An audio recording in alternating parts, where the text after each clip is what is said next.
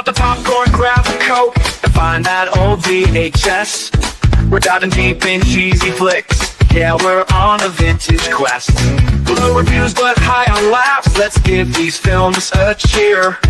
The cult classics, flops, and nuts. There are topics this year. We're the Ejectables, rolling back the years, celebrating movies that no one else cheers.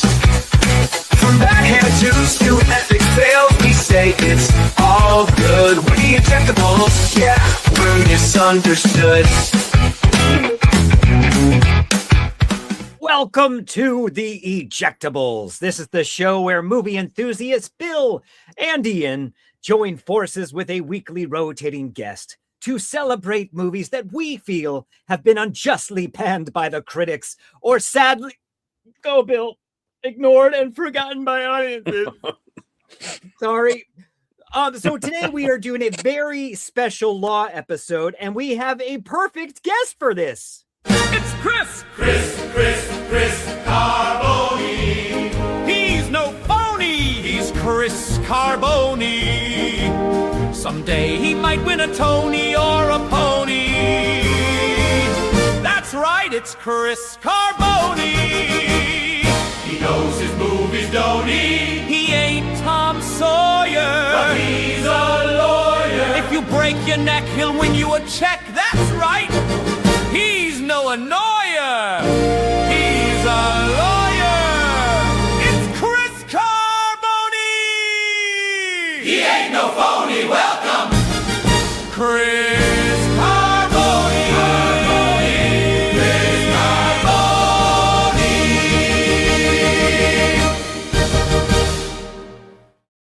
Wow. Chris Carbone, welcome to the show. Wow. I don't know which part about that I liked the most. The fact you might win a Tony or a pony? Yeah, thank you. Yes, I didn't know which I liked the most. That I didn't realize how many words the rhymes with my last name. The fact that I could one day possibly win a pony. That was fantastic. That was. I think it's gonna happen. Yeah, maybe even on today's episode, you will win a pony. I hope to win a photograph of Ian. That's what I was as I've seen prior episodes. And it ain't gonna happen. Bill, you might get the one with the mustache. Fair. So because we're doing the kind of a special lawyer courtroom episode. Since you are a lawyer, we've chosen to do this. What kind of lawyer are you? So I'm almost exclusively a domestic relations attorney, so a divorce attorney. I do almost exclusively divorce law, child support, alimony, guardianships, paternity actions, prenuptial agreements, and I spend almost all my time in a courtroom. I'm a litigation attorney primarily. That so is I work with people heavy. in court all day. And I also am off the side, it's not terribly important. I'm also what's called a guardian ad litem. And that is I investigate custody disputes for the court for people going through a custody case. So wow. I do a lot. That is heavy stuff. Yeah, I love it. I absolutely love it. Okay. And I don't want to get too much into this, but Sure. I will just talk all day about it. But I always try to operate from the point of view of the person who called me on the phone is going through the most difficult time of their lives, and they could have called anyone else on the planet, and for whatever reason they chose to call me. And that is extremely rewarding to me. No offense, but I hope I never need to use you. I hope neither one of you ever need me. I'm sorry that I needed me, if you know what I'm saying. Oh. Can you tell us who your current client is and their deepest, darkest secrets? Go. Yeah, we'll do that for the platinum edition for the pay subscriber. Yeah, the Patreon. Oh, that's a great idea. The second part of that episode will be me putting my bar license in a shredder. Okay. Oh my God, this can be a great episode. Yeah. Okay, we'll do it. Thank you for joining us today. Thank you for having me. There is. You want answers? I think I'm entitled. You want answers? I want the truth. You can't handle the truth. Are we gonna make somebody sleep with the fishes? I don't give a damn what you think you are entitled to. Do not eject this. Wow, I think that is our opera singer asking you, Chris. Or would you prefer to be called Chris or Christopher? Don't worry about it. It's Chris is fine. I like Okay, my Jim. name, so. No, okay. Okay. Yeah, what'd you pick today? So the movie I picked was a movie called Flash of Genius. Came out in, I think, 2006, 2008, somewhere around there. Stars Greg Kinnear as an inventor by the name of Robert Kearns, who does what had been extremely difficult not to crack for the automotive industry in the 1960s, and that was the always exciting building an intermittent windshield wiper. Now, when I told my girlfriend this, she said, "Oh my God, please tell me the sequel is when he invents the rear intermittent windshield wiper." So, was she like, "I might need an attorney to get out of this relationship"? I'm so we're off. So this movie, it sort of followed like an on again, off again love affair that Hollywood has with this kind of movie, which is the biopic of someone you've never heard of. In the 90s, it kind of started with I'm sorry to say this, an absolutely insufferable movie called Rudy, about Rudy Rittinger, who sacks the quarterback at the end of a meaningless football game for Notre Dame. There was another movie that came out in the 90s called Find Me Guilty with Vin Rames, about the longest continuous Vin Diesel. Vin Diesel. I'm sorry. I never saw that. That's a good movie. The longest continuous criminal trial in American history. Kind of the crown jewel of this sort of movie is a movie called Erin Brockovich, which was a vehicle for Julia Roberts, about a paralegal who gets a great settlement for her clients. And then there was a movie, kind of the bookend to this is a movie called Pursuit of Happiness with Will Smith, came out right around the same time. So Robert Kearns, he's played by Greg Kinnear. I thought Greg Kinnear is excellent in this movie. He plays an inventor who, on his own, the conceit of the movie is he got hit with a cork from a champagne bottle. Champagne's a theme that goes through this whole movie, or at least in various parts of the movie. Yeah. He gets hit in the champagne bottle. He's wondering about the mechanisms of the eyelid, because the eyelid protects his eye, maybe a bit late, but it does do that. And eventually it kind of goes into, why can't windshield wipers work like this so they don't squeak? Because basically back in the 60s, if basically your windshield wipers had two speeds, 100 miles an hour or off, and that was it. So this was a problem throughout all of the automotive world. He builds it. He then tries to market it. He sells it. He tries to get a deal with Ford. I'm not going to try to go too much back and forth on what really happened versus what was in the movie. This movie is definitely what we call the emphasis added school of storytelling, where they really emphasize certain things, they don't emphasize other things. He makes a deal with Ford. They are doing like supposedly safety tests on it. Yeah. Where they come back and tell him, you know what? We don't need you anymore. Our engineers solved the problem. In 1967, every major car company in the world was struggling to invent the intermittent windshield wiper. The solution... Hey, Dad! Mom wants to know where the blender is. It's down here! He's taking it apart! ...came from a college professor in Detroit. 1, 2, 3, now.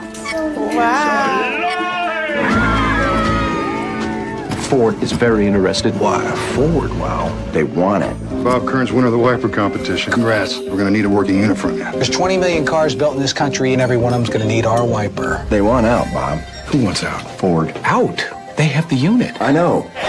That is my design. Right this way, sir. Outside, please. They took this from us. You're going to be fine. You need to take a hard look at reality and realize what we're up against. Ford does not know the meaning of years or money. This is about more than money. This is about right and wrong, and you know it.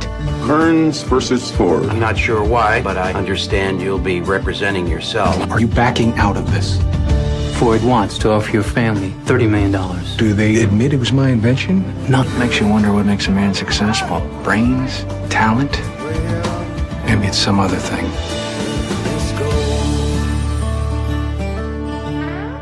Welcome back, guys. Yeah, that was a long trailer. And they said the whole movie. Oh my God. It's crazy. We don't know if he won or not. Yeah. Oh, good point. Fair point. Oh, yeah, I didn't ask. How are you guys with spoilers on this? Even though this movie came out like 12 years ago. We spoil everything, don't we, Bill? Okay. It's fine. So, as the trailer sort of shows, you can see that this was a big problem that the automotive industry was having. He solves it. They steal his idea. What the movie doesn't really talk too much about is what he really wanted. He didn't just want the money. He wanted to manufacture these windshield wipers for Ford, and not just for Ford, for the other automobile companies too. That's something else. Well, there's a big difference between being an engineer and a manufacturer. So this case goes on. He gets a lawyer played really well very briefly, but really well by Alan Alda. They have a very contentious scene where once again they're talking about, they're going to have celebratory champagne. Like again, this theme comes back up, and Ford is offering him $250,000. Now, one of the things I don't like about the movie is the movie does not do a really good job of telling you where you are. When you are. You know you're in Detroit, and in one scene you're on a bus. You don't know where you are. You don't know when you are. The trial, you kind of like understand this probably has happened somewhere in the 1970s. It's tough to really square it. The movie does not do a good job at that. There's some sideburns. Some wide ties. Exactly. He gets $450,000. They're going to offer him $250,000. Alda thinks he can get it up to $400,000, and he says no. Now this is after Kearns has effectively had. I mean, really, you really start to see what kind of person Kearns is. He's obsessed. He's surly with his students. He becomes estranged from his children. His marriage eventually suffers. He eventually actually steals a intermittent windshield wiper out of a guy's car. This is not your nicest person in the world. Now, this is not like an A24 type character where you hate the guy from the beginning, you hate him at the end.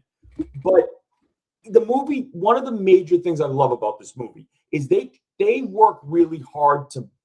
They do show the good stuff about this guy. In fact, I think they could have calmed down a little bit on how good he was. They spent an awfully long time making you not like this guy.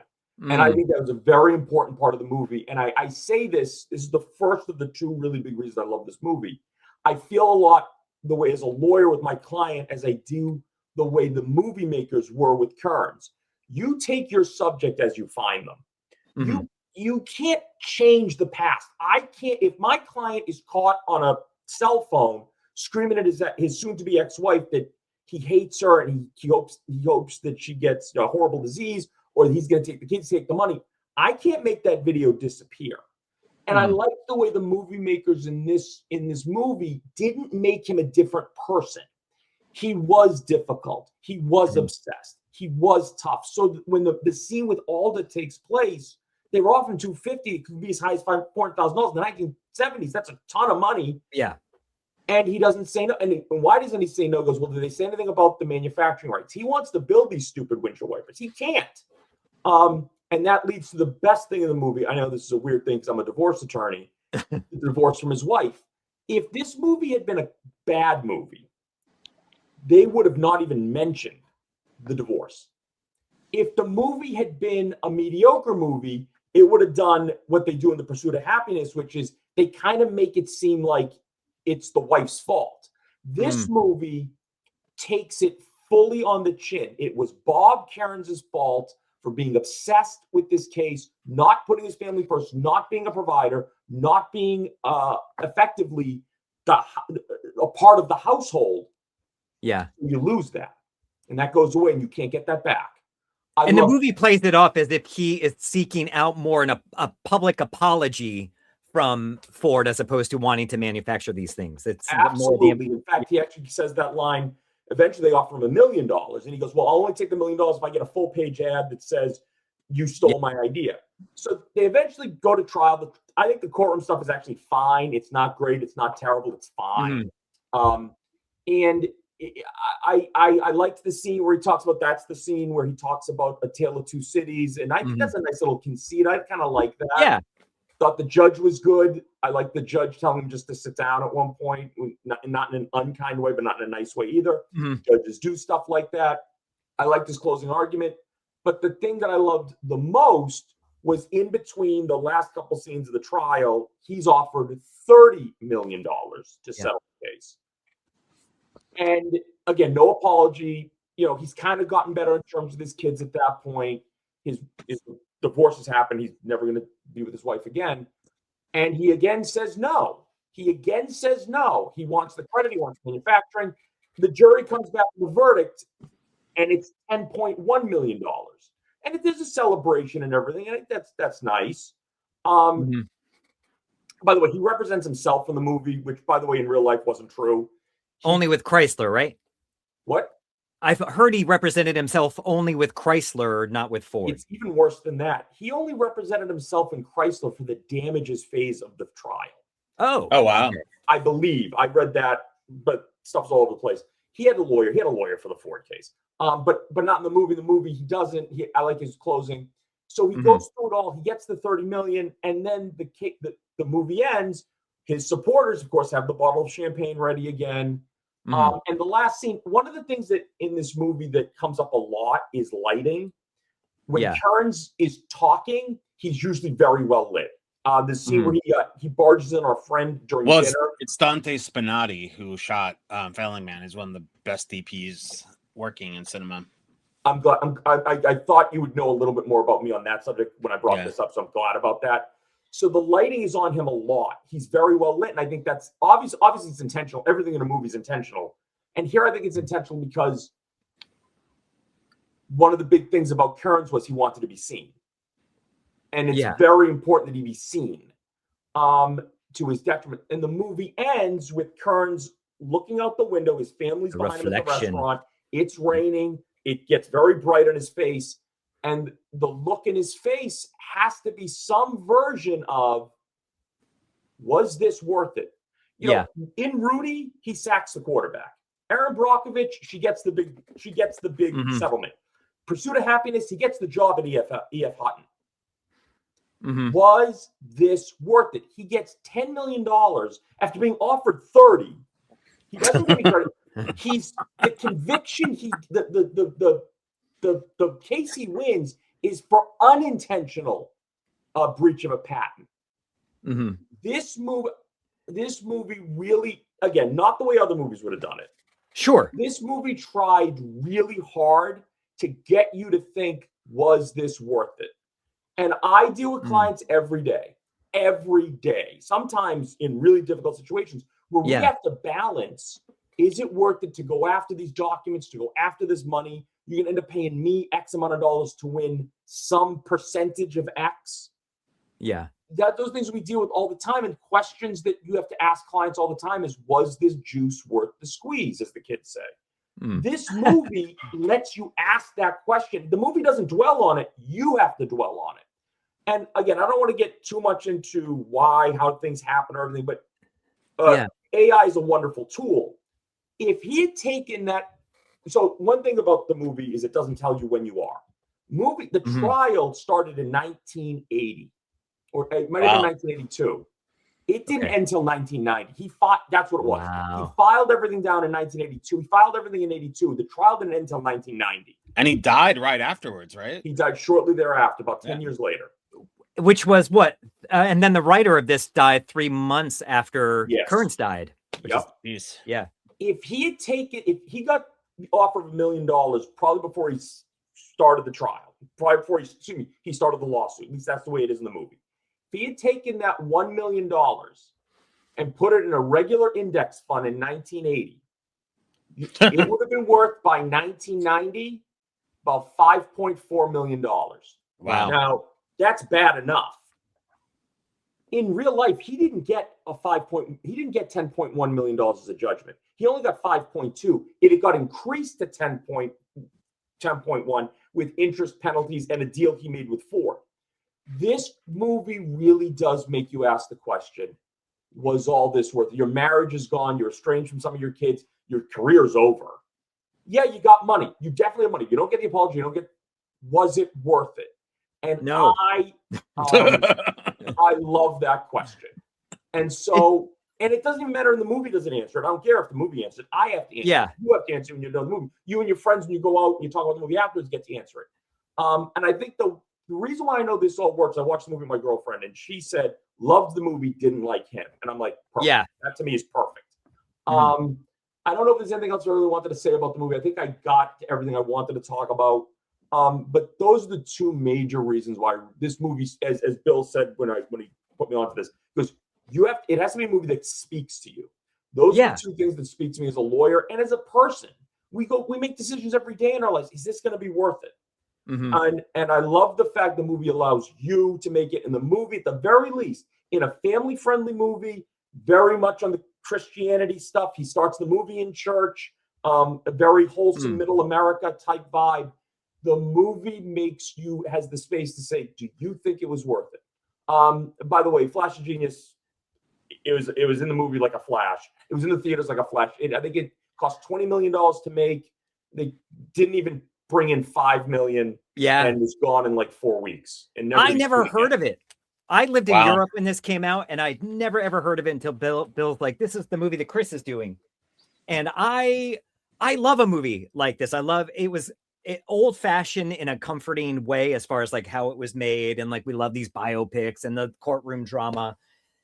And I heard Universal push back on the unlikability of this character. They're like, we need to make him more likable. And from the beginning, I'm like, this guy's kind of creepy. And as someone who my priority, as for many people, is my family and my wife, I'll drop everything.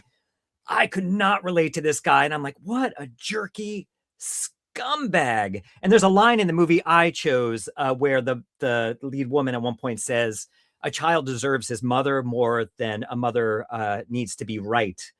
It's something like that. And I totally agree with that. And I know it's a true story. He did toss away his family just because he wanted to be the winner. And I felt actually, in my opinion, it felt like the movie did lean towards thinking that was the good thing, though we did see that moment of regret looking at his reflection in the rainy window.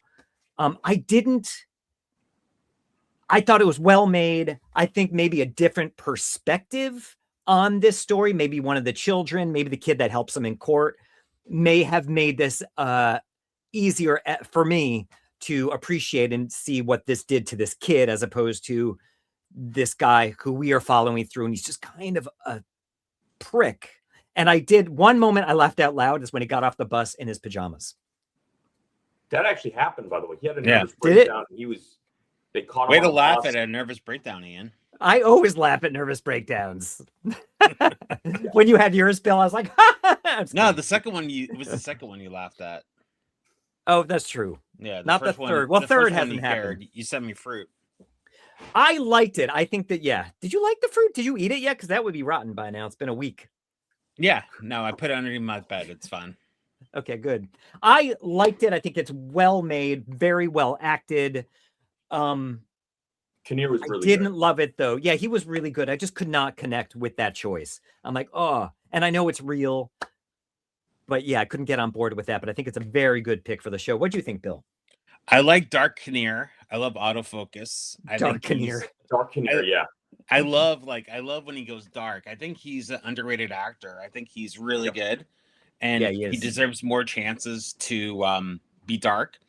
I think he really has the chops, and he's always considered a lightweight. The movie, I like the movie about the guy that invented the cup holders for cards better. I like that. I didn't know this story. I love that. I'd never heard of this story, so that was really cool. I gotta be honest. Chris has convinced me to like the movie.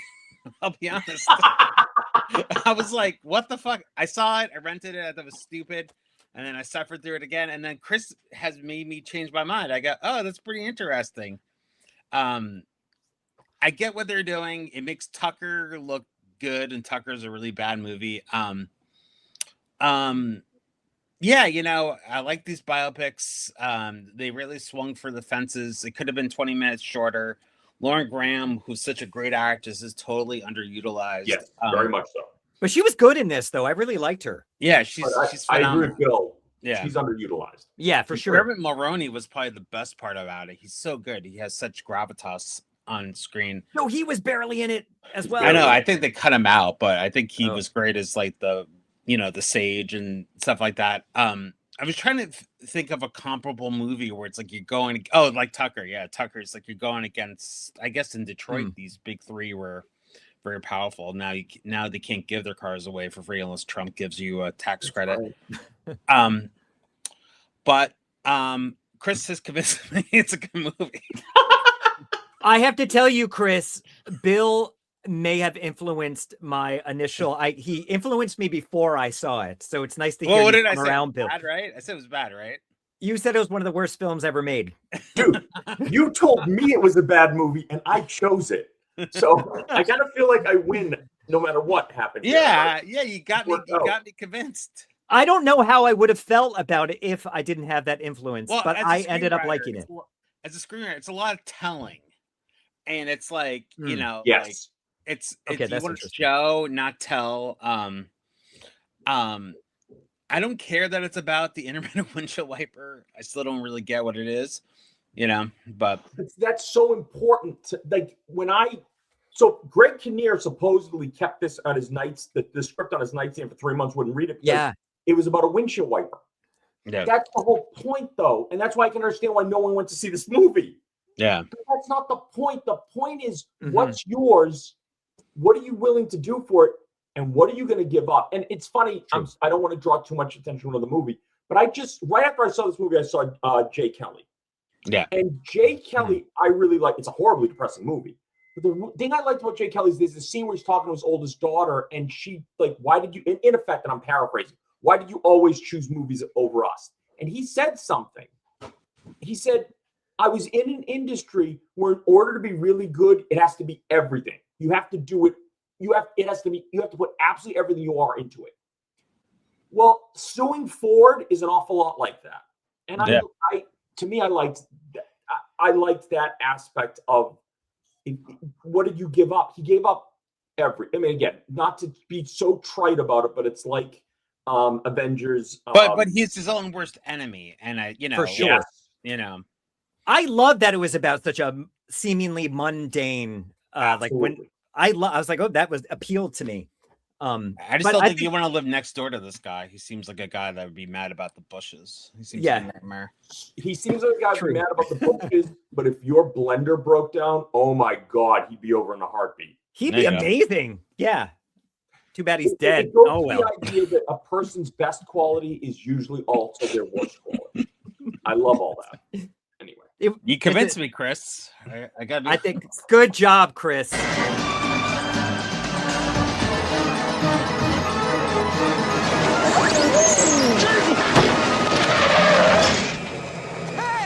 What do you think you're doing? Do not eject! Do not eject! Do not eject this!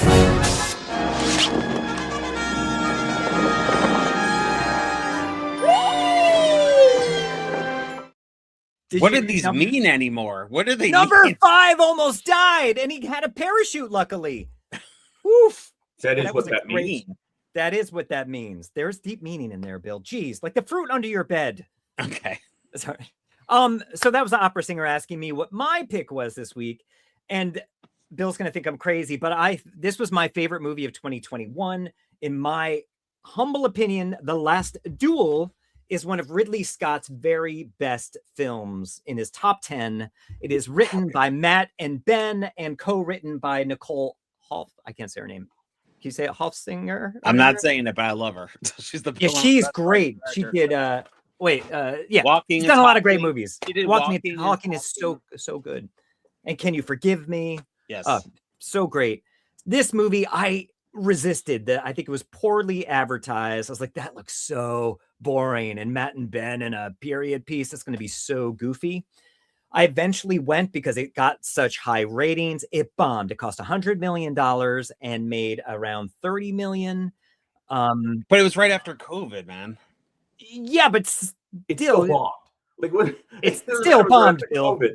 They made the decision to bring it out when they did. It could have sat in the box for a couple more years. I think it's still bombed.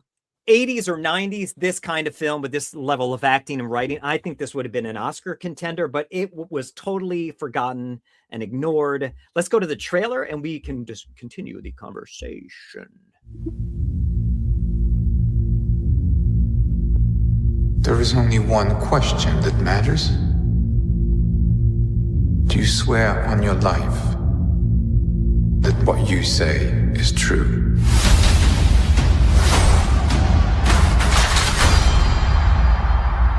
My father told me my life would be blessed with good fortune.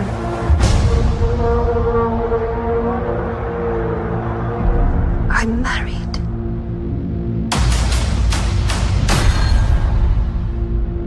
I was a good wife.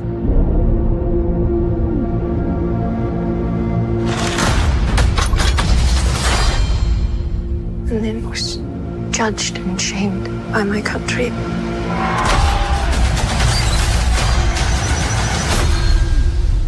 day before all of you, I spoke the truth.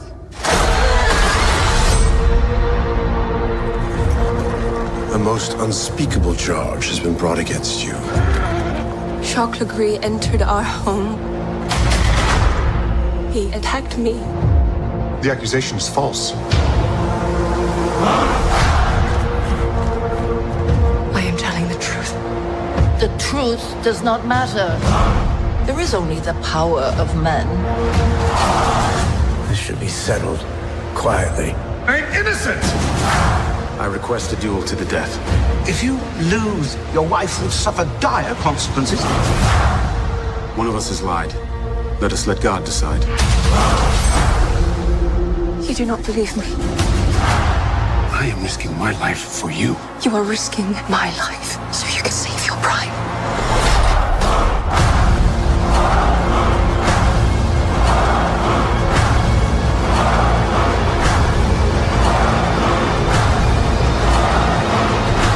Penalty for bearing false witness is that you are to be burned alive. I will not be silent.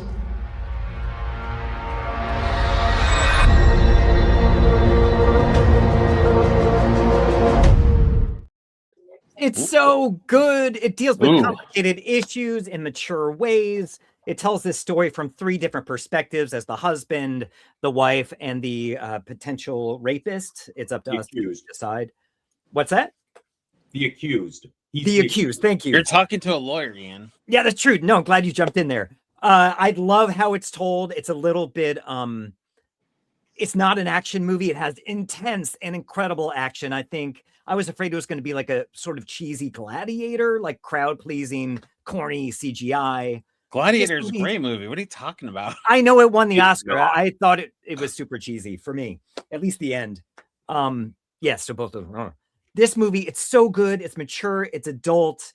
As I said, one of Scott's best. And I love that no one's speaking in fake accents. It's a true story. And I read up on each character, and supposedly it's pretty accurate. It's very accurate. What did you think, Chris? Most accurate of the three movies we've done, I believe. What'd you think of it? Me?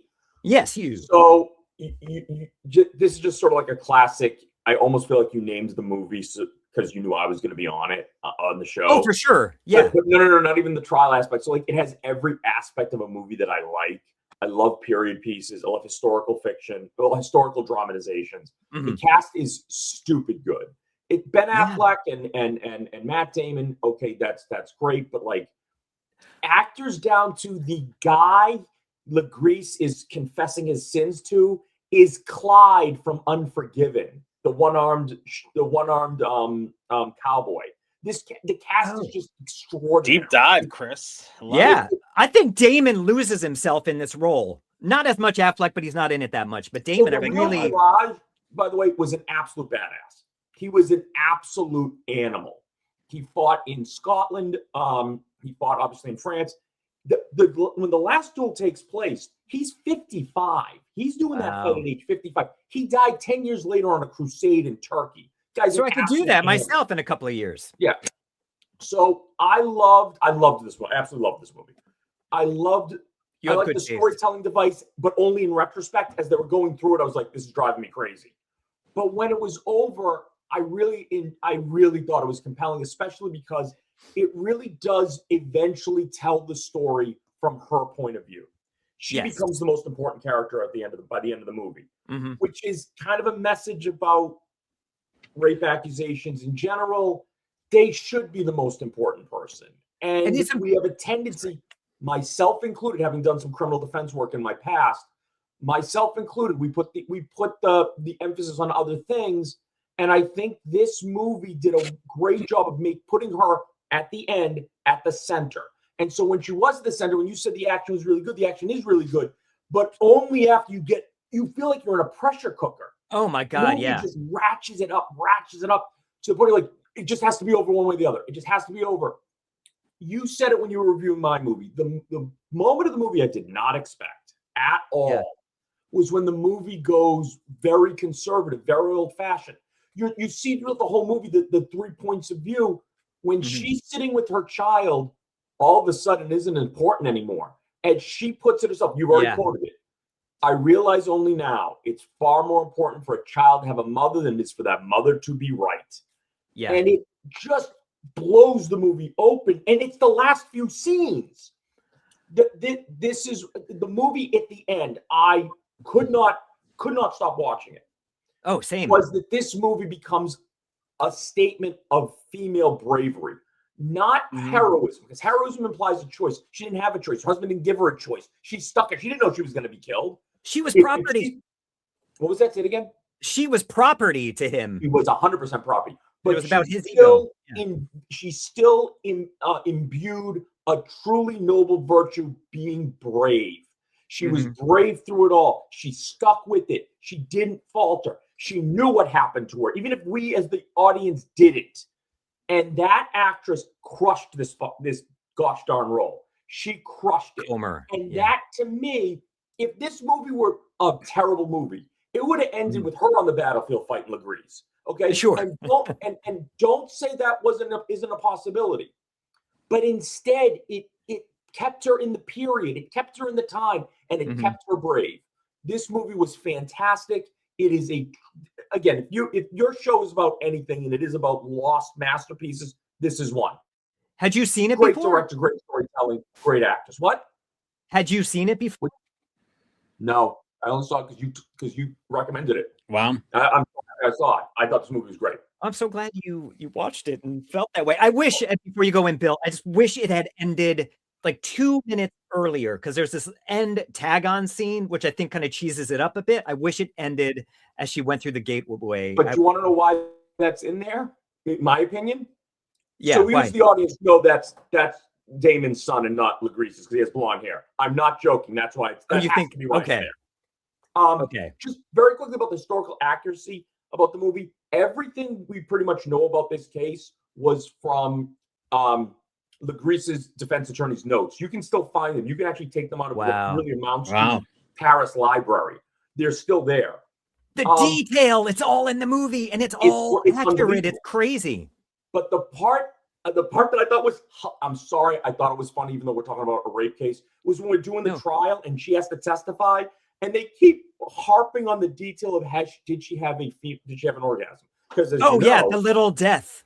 The little death, by the way, there are plenty of theories why they call it that. But the thing I liked about it that was funny is that one of the people gets up and goes, as you know, you can only get pregnant if you experience the little death. That's just science. Oh, beautiful. Yeah. Don't change anything. Crazy. One last thing, though. I'm sorry. I know I'm talking a real lot. No. Please. The thing about that trial, though, that they did not get into, and I wish they had, in real life, they each testified. But they also got statements from the guy who brought Legreese to the house that day and some of the members of her staff. Unlike the movie does this little conceit where all the servants left, they didn't. Some of the servants stayed. The guy who brought him to the house and the servants who were on staff had to give testimony, but because they were all lowborn, they had to give testimony under torture. They were being tortured while they gave their testimony. That's how it should be. Yeah, of course. Yeah, so I want to believe me. It's a Friday night for Ian. I wish I could torture you right now. The only thing I didn't like before Bill talks about it, I'm sorry, I did this already, is the king. I felt like he way overacted, but that was my only thing. Bill, what'd you think? Yep. It's a good point.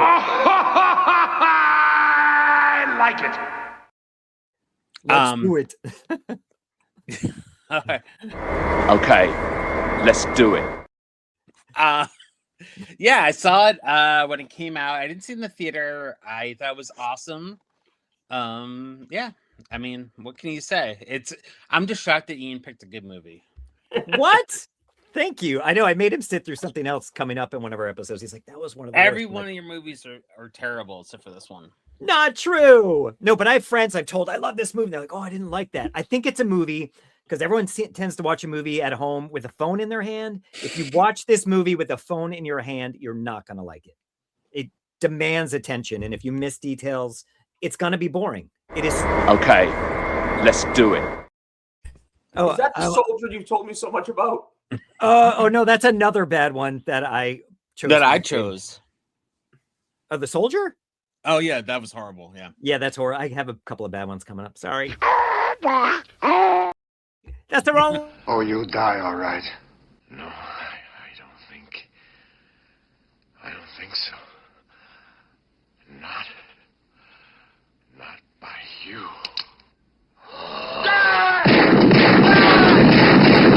Do not eject! Do not eject! Do not eject this!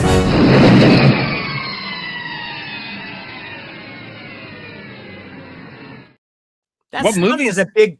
That's Sharky's machine. So the guy falling out of the window with the Bonaventura Hotel in LA. That's crazy. I never saw. Is that what that is? Yeah. Oh, okay. Yeah, I think that guy was from Battlestar Galactica. Bill, I think that brings us to what your pick is this week. What is it? It's True Believer. Let's watch a trailer. Someone was killed. What happened in Chinatown? Someone went to jail. They got the wrong guy. Some idiot took on the case. You're doing a murder case? It hasn't been that long. Someone else tried to cover it up. You're trespassing in the area of witness protection. I'm gonna put the facts on trial. You're dead, Mr. Sammy. You're dead. Someone got away with murder. Until now. James Woods, Robert Downey Jr., True Believer. Starts Friday, February 17th at select theaters. Awesome trailer, dude. Just a quick spot. What a great trailer. I love it. High def. It's great. It was the best one I could find. I love it. Okay, so it's from 1989. It's a Sony Pictures movie. It's written by Wesley Strick, who wrote Cape Fear and Batman Returns. And Final Analysis. I think this was his first script, and directed by Joseph Rubin, who is one of the most underrated directors of all time. He did Stepfather, The Good Son, I think Return to Paradise, which is a great ejectable. I need to do that. Involves a William Kunstler type of lawyer taking on a murder case. And Robert Downey Jr. is a preppy trust fund kid who works under him. Involves a murder in Chinatown, just like Year of the Dragon. And we see corruption in New York, and it's tough. I love James Woods. I know his politics are nutty. It's really funny to see him play a character like this, to see what he's become. I saw this in the theater. It was kind of, dismissed. This would never get made by a major studio now.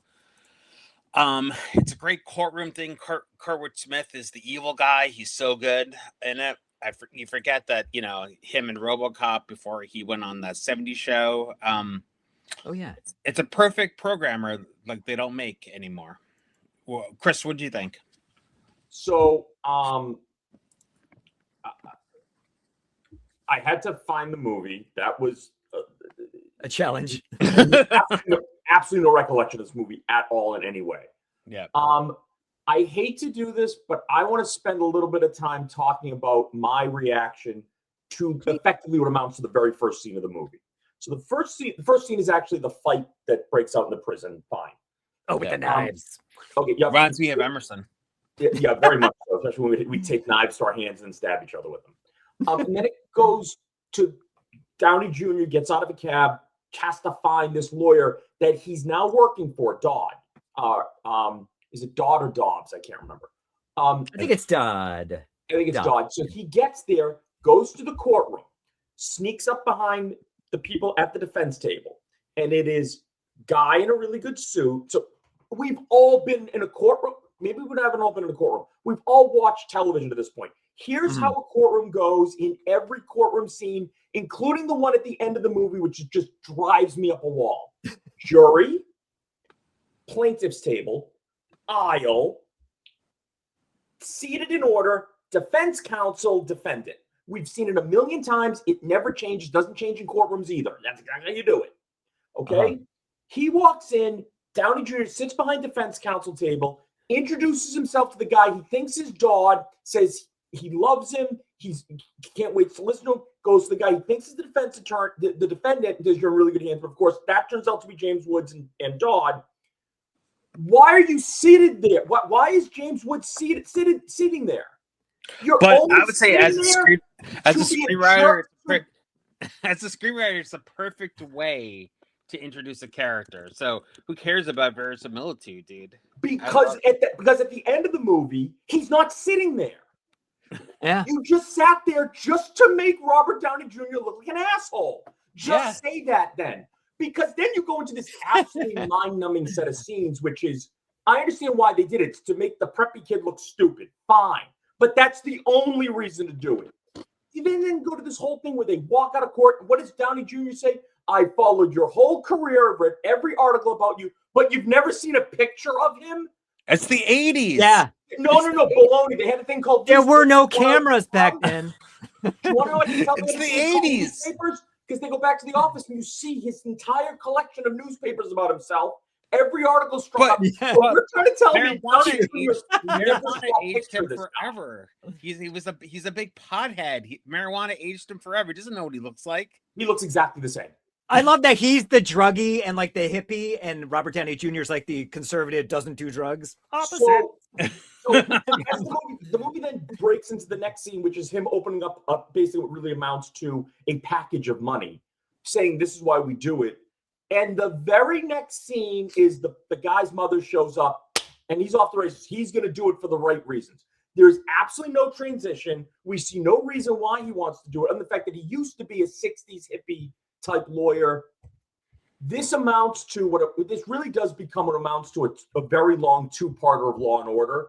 And it never gets out of that. It never gets out of that range. Now, I will say James Woods, first of all, the cast is really good. This is sort of like a classic, wait, you're that guy who's in that thing. The whole yeah. By the way, is the guy who plays the defendant, is he the villain from Karate Kid 2? Yep. And the guy from Better Off Dead. This book like how it goes up. A really good cast. It's an 80s movie. I can tell because of the fashion. I can tell because of the music. The music, yeah.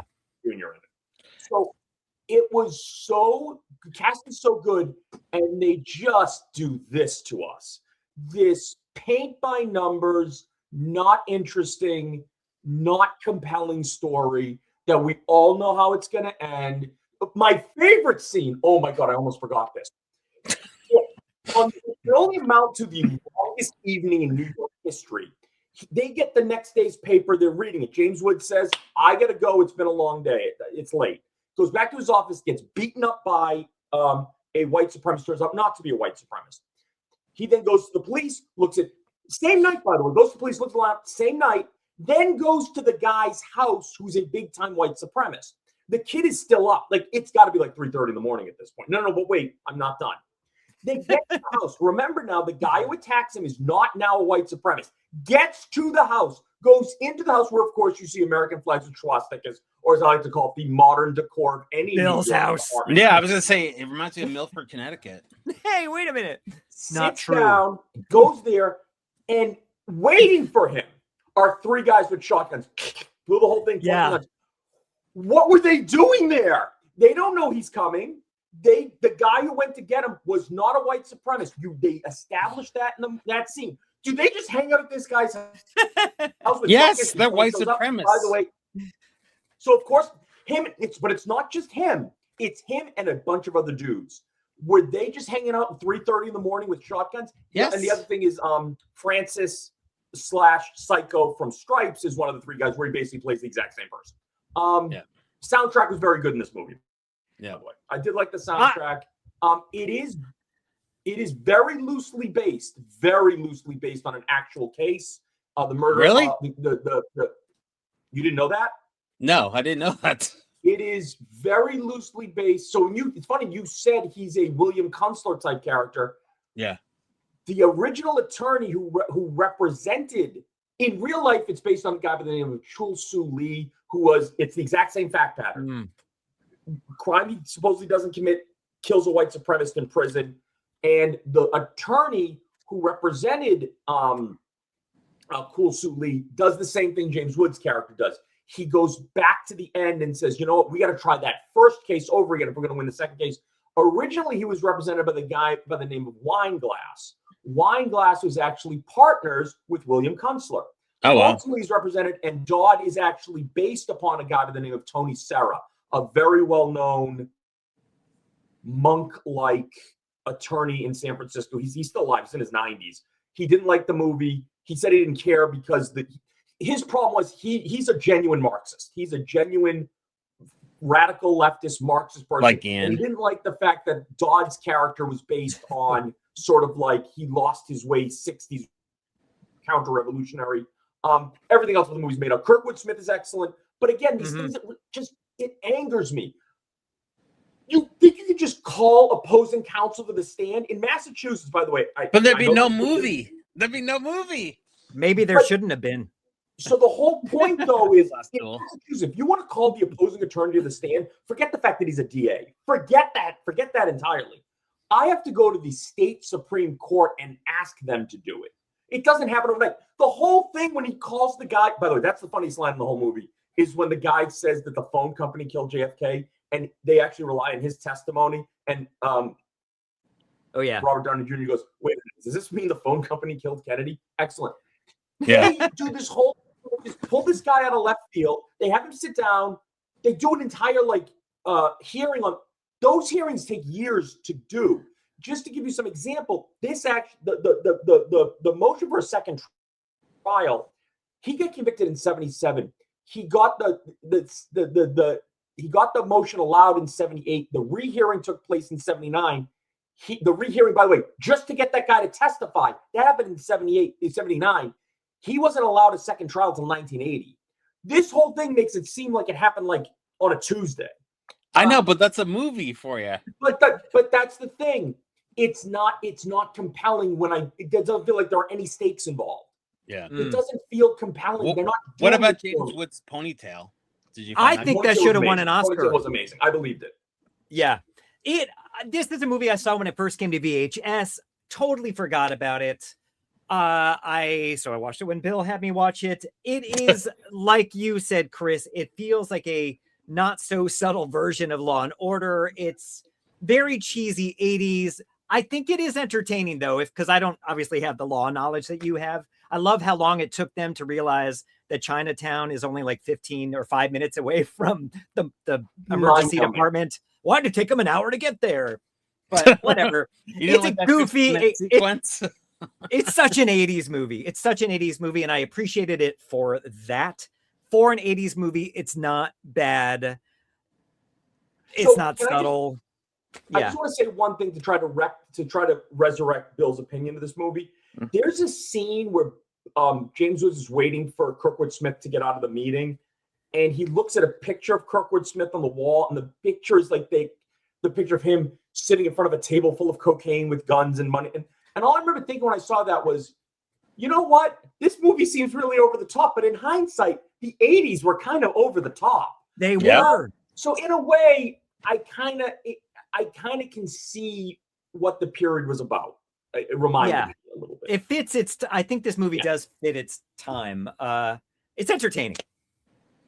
Yeah. So we come to the part of the show where you have to choose a movie, Chris, that is not your own pick. Which do you think is the best? Even if I could vote for my own movie, I would vote for The Last Duel. Last Duel was a great movie. It's a really good movie. It's really, really, really good. You have very good taste. Thank you. Bill, what would you choose? Chris convinced me to vote for his movie. Folders. He convinced me to vote for his movie too. I love it's very nicely made. It's well acted. I just don't like the lead character, but we don't have to like every character. So I think you win something, Bill. Wait, with mustache. No, you want to get with the mustache. What you're telling me is I don't get the pony, though. No. I'm sorry. Okay, so you can find The Last Duel can be found in 4K Blu-ray or on Hulu. Flash of Genius can be rented on iTunes and Prime, and True Believer can be found on Tubi and Roku. That's it. Thank you very much for your time, Chris. I hope you come back. It was awesome talking to you. I would definitely love to come back, and I'm sorry. I hope next time to keep it a little bit under an hour. I'm sorry it took so long. We are under an hour. Chris, this is the normal episode. And I'm like, it's nice to have you share your opinions and your insight seriously into these. And because you loved Last Duel, you can come back anytime. Thank you so much. I mean, it's a good movie. I can't believe it. It's the one time I'm going to do it this year. I know. Like, tell, share your friends, and beg Chris to come back and comment below which movie you thought was the best one. Anyway, Chris, stand by for 1 second. What? Ejectables, yeah, we're misunderstood.